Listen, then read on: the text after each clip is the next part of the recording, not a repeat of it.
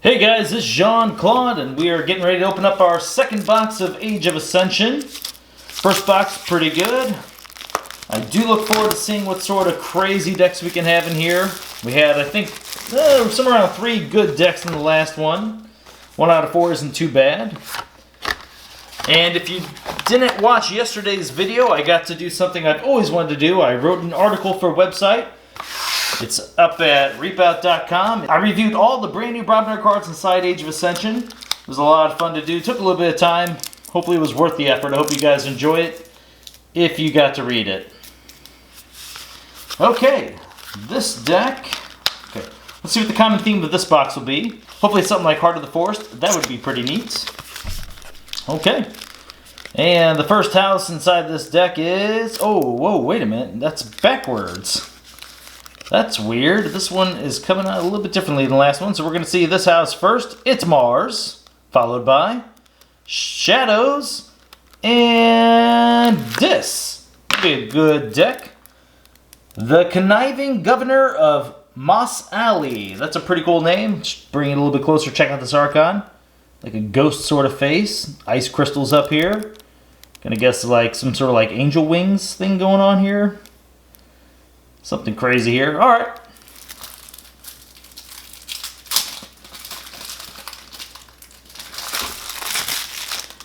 All right. And we are starting off with Shadows, Sack of Coins. 1 amber whenever you play it. Deal 1 damage to a creature for each amber in your pool. Well, that's a neat little card.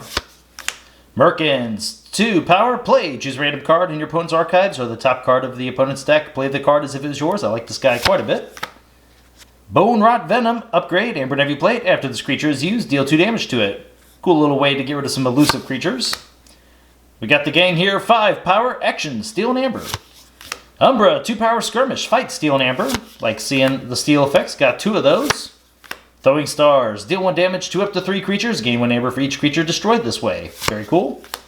Hey, Ronnie, Wrist Clocks, 2 power. Play, steal an amber. If your opponent has 7 or more amber, you get to steal 2 instead. Sometimes take them off and keep with this card. Nerve Blast, steal an amber. If you do, deal 2 damage to a creature. Quite a bit of stealing here. This is kind of pretty nice compared to most of the shadows I've seen so far. Steel and amber is pretty strong. Yeah, we're going to go back through all that later, but it's looking good. Another Nerve Blast. Very nice.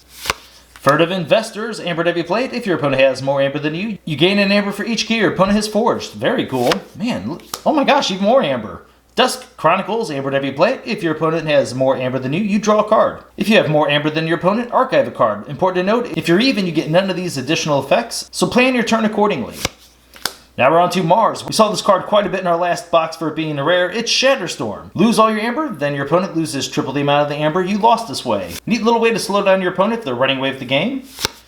Destructive Analysis. Amber whenever you play it. Deal 2 damage to a creature. You may purge any number of cards from your archives to deal an additional 2 damage to the same creature for each card purged this way.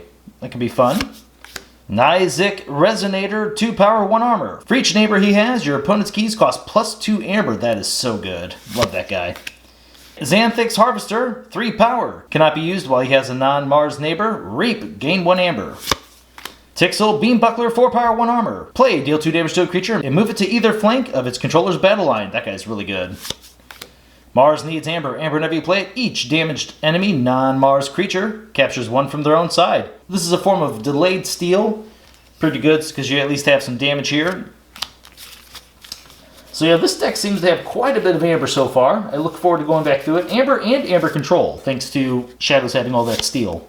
Mars first. Amber whenever you play it. Ready and use a friendly Mars creature. Collector Worm. 2 power, 5 armor. Whenever he fights, you archive the creature he fights. If that creature leaves your archives, it gets put back in its owner's hand, and we have 2 of those. Fantastic. Carpet Phylexum, 1 amber. Play. If there's no friendly creatures in play, deal 4 damage to each creature. Very nice. Agent Who-Man, 2 power, elusive. Reap. Choose a friendly non-Mars creature and an enemy non-Mars creature. Stun the chosen creatures. I've used this guy in a couple sealed tournaments. I just love this effect. So good.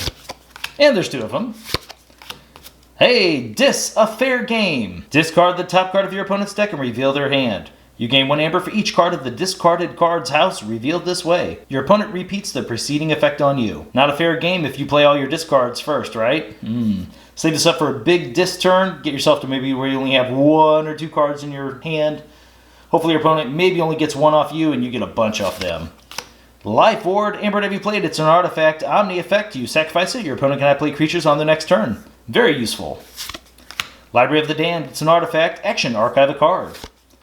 Tesmal, 2 power, elusive, reap. Choose a house, your opponent cannot choose that house as their active house on the next turn. Show us 2, we want 2 of them. Oh, only 1, but Strek is okay. 2 power, elusive. While he's not on the flank, your opponent refills their hand to 1 less card during the draw card step. Gub, he's 1 power. If he's not on the flank, he gets +5 power and gains taunt. They did kind of a weird design with this card. I feel like a lot of times he just is not that useful. Oh no, and we have 2 of them.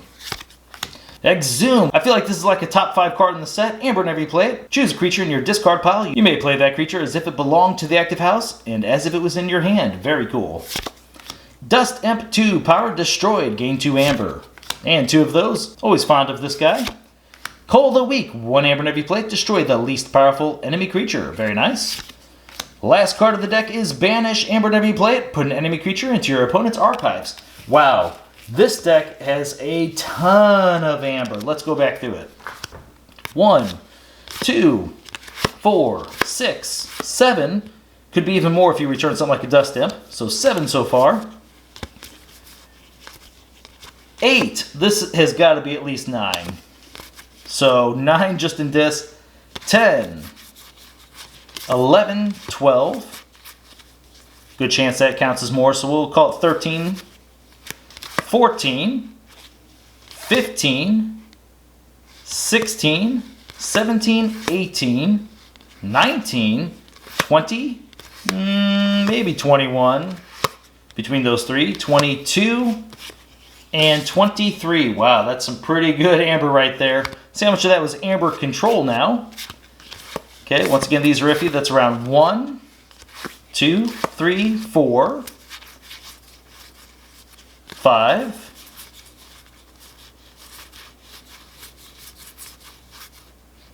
Okay, 5 seems to be actually high for AoA. AoA does not have much Aember control, so... Oh, wait, we have more than that. 6, 7. Actually, that's pretty good then, especially for Age of Ascension. Alright, so let's kind of go back through this deck a little bit. Shadowstorm we already talked about, so good. This guy's excellent. Yeah, I just love actually all the steel we have in here. Ways to mess with our opponent's Aember. You got a real good amount of creatures. Let's see here. Got ways to control our opponent's board. So yeah, a high Aember deck with ways to control your opponent's board is really good. I'm definitely pleased with everything I see here. A note on Human, you can choose your same non-Mars creature on your side. You don't have to keep stunning different creatures. So I love that you can abuse this guy, constantly keep stunning more and more of your opponent's creatures. You just keep choosing the same weak creature you don't want to use anyway on your side. Collector Worms, those are fantastic. Yeah, the Beam Buckler, he's just a great card. Merkins is good. So there's quite a bit of card advantage in here too. This guy's getting you a card. This guy's taking care of an opponent's card. Once again, another way to take care of their cards. Agent Human's kind of like giving an additional card because you're shutting down a creature.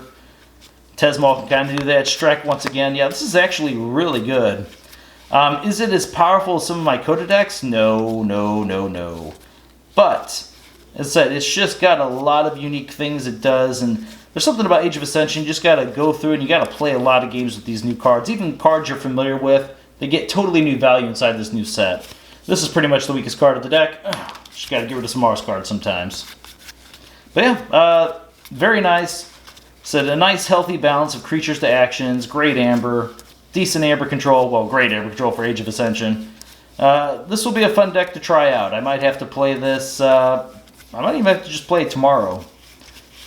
So yeah, we'll see how it goes. I'll report back if this thing ends up being something special. It's definitely above average. I don't think it's insane, but yeah, because it just doesn't have a lot of combos that scream out to me. One last thing we'll check out here, Exhume. It's our best target for Exhume. Collector Worms are always nice. Sometimes just doing 2 damage is powerful. Merkins is always an excellent choice if you have nothing else that calls to you.